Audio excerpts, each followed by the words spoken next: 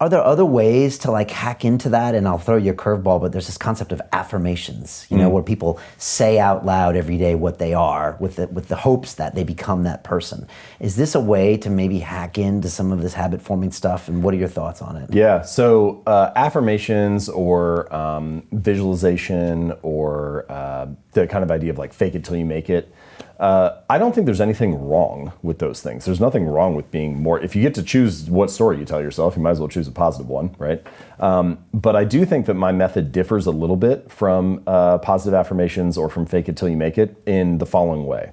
So fake it till you make it is asking you to believe something about yourself without having evidence for it yet, right? You say, I'm a healthy person, even though you haven't gone to the gym yet or whatever. And we have a word for beliefs that don't have evidence. We call it delusion, right? Like at some point, your brain doesn't like this mismatch between what you're saying and what you're doing.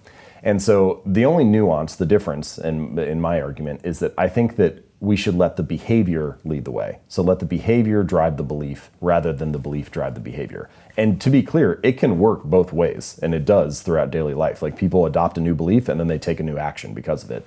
But I think that if you're trying to get yourself to latch onto a new identity or tell yourself a new story, it's more powerful to let the behavior lead the way because the behavior provides immediate evidence that you are that kind of person.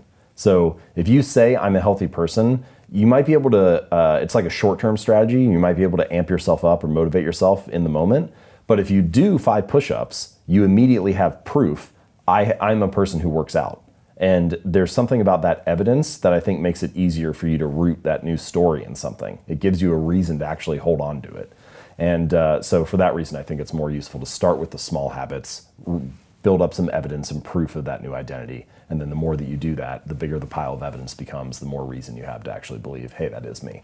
Yeah, maybe some combination of both or something. When you were talking about the working out story, I kept thinking of this Arnold Schwarzenegger quote from the movie Pumping Iron when he was like, every rep I was smiling, he said, because it was getting me one step closer to Mr. Olympia.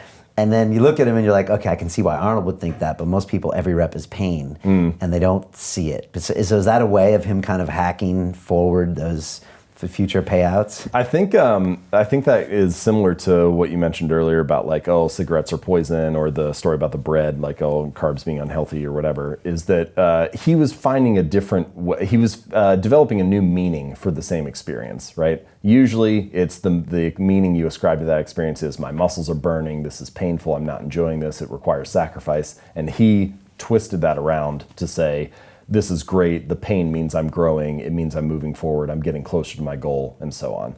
And I think there's something powerful about good habits become easy habits when you can learn to find joy in delaying gratification, right? And so he was finding a way to get pleasure out of the process of putting in the work. And that can be a really powerful motivator in the long run.